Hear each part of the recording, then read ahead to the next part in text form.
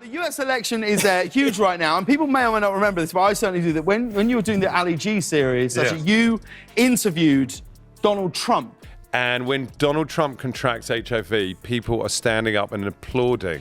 Anyway, so I interviewed him. I was as Ali G, who's this kind of wannabe rapper character. In the next few minutes, you're gonna witness the moment Sacha Baron Cohen made Trump melt faster than a popsicle in July.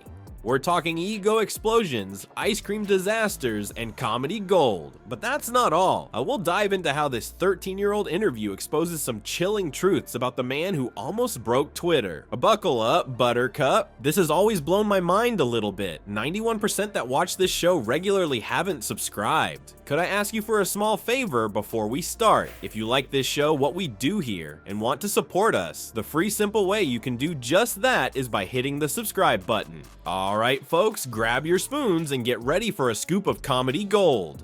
Our favorite prankster, Sacha Baron Cohen, just served up a delicious dish of embarrassment for the orange turd himself, Donald Trump.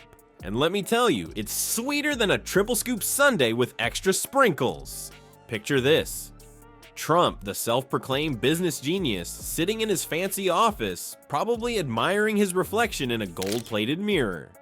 In walks Cohen, disguised as his character Ali G, wearing a tracksuit that would make your grandma's curtains jealous. And I was trying to get Donald Trump to invest in this business scheme I had, which was, I was trying to sell something called the ice cream glove. And to me, that's pretty worrying, because if he does become president, you know, the hatred of this guy is so extreme. Yeah. And, you know, I was like, yo, Donald, what is the most popularist thing in the world? And he was like, music? I go, no, ice cream. And what's he got up his sleeve? Only the most ridiculous invention since the chocolate teapot, an ice cream glove. Now, you'd think a big shot like Trump would see right through this act, right? Wrong. Our stable genius falls for it hook, line, and sinker. Cohen in his Ali G persona starts pitching this ridiculous idea, and Trump's tiny brain goes into overdrive trying to keep up. Here's where it gets good, folks. Cohen asks Trump, what is the problem with ice cream? Now brace yourselves for Trump's earth-shattering revelation. It melts. Wow, Donnie, did you figure that out all by yourself, or did you have to phone a friend? But wait, there's more. When Ali G suggests his revolutionary ice cream glove, Trump's business acumen kicks into high gear. His brilliant counter-proposal? Non-melting ice cream. Somebody call the Nobel Committee. We've got a genius on our hands. You'd think Trump would catch on to the joke, right? Nope. This guy, who claims he can solve all of America's problems, sits there for 7 whole minutes talking about melting desserts. 7 minutes! That's longer than his attention span for national security briefings. Cohen, still in character, calls Trump's idea wicked. And just like that, Trump's ego inflates faster than his waistline at an all-you-can-eat KFC buffet. It's like watching a toddler get praised for using the potty. He just soaks it all up. Now, here's the cherry on top of this comedy sundae. Trump later claims he saw through the act right away and walked out. Sure, buddy, that's why you stuck around discussing the finer points of frozen treats for longer than most people can stand to listen to you talk about anything. This whole ice cream fiasco is just a taste of how easy it is to play Trump like a fiddle. Just feed his ego a little, and he'll bite faster than a seagull on a French fry. It's almost too easy, folks. Almost. But hold on to your hats, because this melting mess is just the appetizer in our Trump roasting buffet. We've got a whole menu of embarrassing moments coming up that'll make you wonder how this guy ever made it out of kindergarten, let alone into the White House. Remember when the internet was just a place for cute cat videos and Charlie bit my finger? Well, grab your kafifi and settle in, folks. We're about to see how one man's Twitter feed became America's biggest reality show. And spoiler alert, the ratings are through the roof. Our favorite prankster, Sacha Baron Cohen, just spilled the tea on how Twitter turned Trump from a real estate mogul with a bad hairdo into the most powerful man in the world. It's like watching a toddler find the keys to a bulldozer. Hilarious at first, but then you realize he's actually gonna drive it. Cohen pointed out that without Twitter, Trump probably wouldn't have become president. Can you imagine? We could have been spared all those late-night tweet storms about fake news and witch hunts. But nope, Twitter gave Trump a megaphone, and boy did he use it. Think about it. Twitter went from being a place where people shared what they had for lunch to a platform where the President of the United States could declare war in 280 characters or less. It's like giving a monkey a typewriter and ending up with Shakespeare. Except in this case, we got Kofef. Cohen hit the nail on the head when he said Trump's tweets transformed Twitter from a casual sharing platform into his personal soapbox for controversial political statements. It's like he found a cheat code for democracy, and that cheat code was tweet whatever pops into your head at 3 a.m. But here's the kicker, Trump's Twitter strategy actually worked. He bypassed traditional media and spoke directly to his base. It's like he found a secret passage in the White House that led straight to millions of Americans' phones. Every tweet was basically a free campaign ad delivered right to your pocket. And let's talk about that Twitter style of his. Chaotic? Check. Unpredictable? Double check. It left people scratching their heads more often than not. Remember Kafif? That wasn't a typo, folks. That was a glimpse into the mind of a stable genius. But while we were all laughing at Trump's Twitter antics, something bigger was happening. Cohen pointed out that Twitter had turned into a propaganda machine. Every caps lock rant, every sad at the end of a tweet, every made up word, it was all fuel for the Trump train. And poor Twitter, they're stuck between a rock and a hard place. Ban Trump and lose their biggest cash cow, or let him run wild and risk democracy. It's like trying to decide whether to keep the class clown who's disrupting the lesson, or kick him out and lose all the entertainment.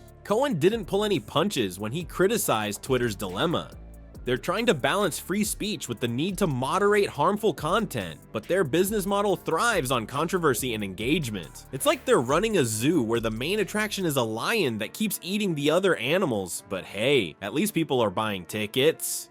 Alright folks, grab your popcorn because Twitter's about to face its toughest test yet. Jack Dorsey, the big cheese of the Little Blue Bird app, is heading to the White House. It's like watching a mouse trying to negotiate with a cat. A very orange, very loud cat. So picture this, Jack walks into the Oval Office, probably sweating more than Trump after a round of golf. He's there to chat with the tweeter-in-chief himself, and let me tell you, it's not gonna be a walk in the park. It's more like a walk through a minefield while juggling dynamite. Now, Jack's got himself in a real pickle. On one hand, he's gotta keep Trump happy. After all, Trump's tweets are like catnip for the media. They just can't get enough. But on the other hand, Jack's gotta make sure Twitter doesn't turn into a complete dumpster fire. It's like trying to host a tea party in the middle of a mosh pit.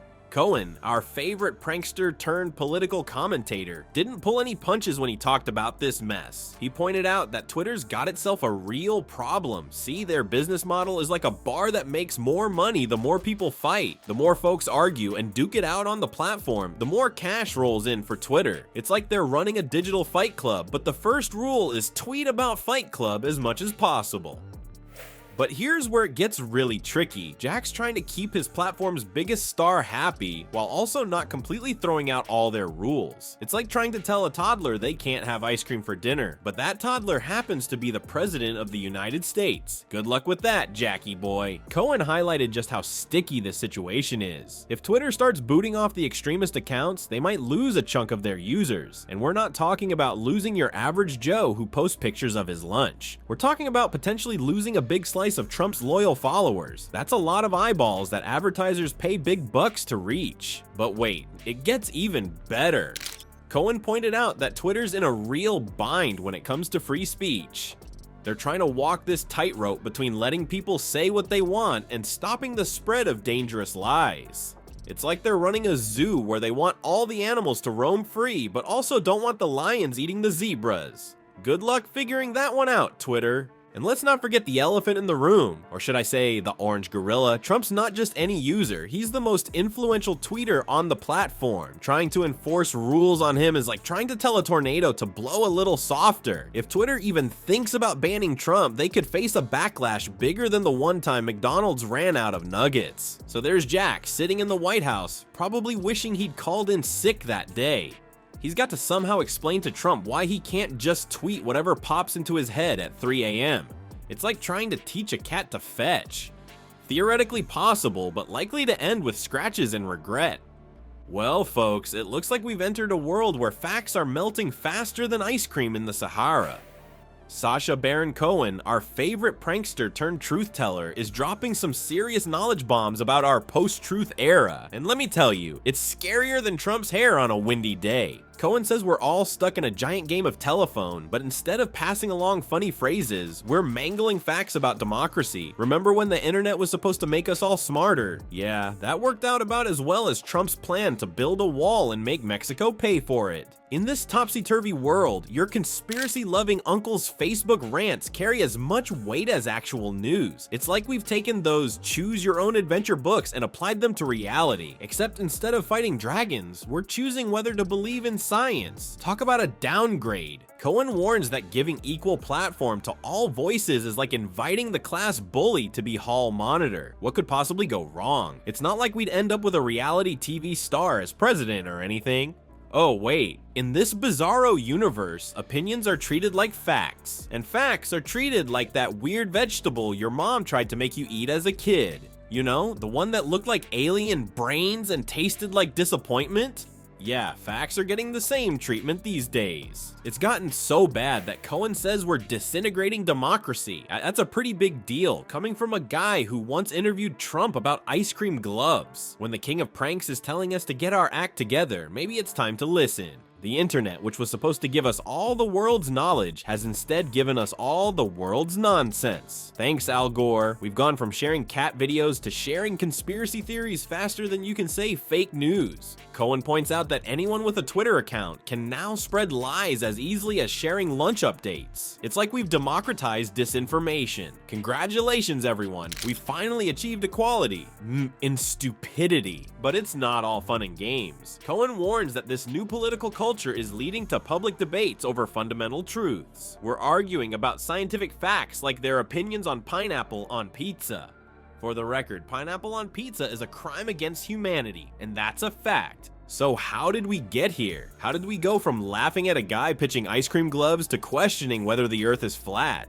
It's a journey more bizarre than Trump's spray tan routine. Cohen's commentary suggests that the internet's role in shaping public opinion isn't just about silly inventions anymore. It's like we've upgraded from Ice Cream Gloves the movie to Democracy's Demise, the reality show. And let me tell you, the ratings are killer, but the consequences? Not so much. Folks, we've seen how our favorite prankster Sacha Baron Cohen can turn a simple ice cream glove into a Trump meltdown. But it's not just about the laughs. Cohen's comedy is like a truth serum for the powerful. He's pushing buttons and exposing egos faster than you can say, "You're fired." Remember when Cohen said he wants to push it to the edge just before a punch or a gun is pulled out? Well, he's not just trying to get a rise out of Donnie diapers. Experts say this kind of satire is crucial for keeping our politicians in check. It's like a political colonoscopy. Uncomfortable but necessary. So next time you're licking an ice cream cone, think about how a simple dessert exposed the thin skin of the guy who once had access to the nuclear codes. In this post-truth world, maybe we all need a pair of ice cream gloves to handle the mess of melting facts and dripping democracy. Keep laughing, keep questioning, and maybe invest in some freezer-friendly mittens.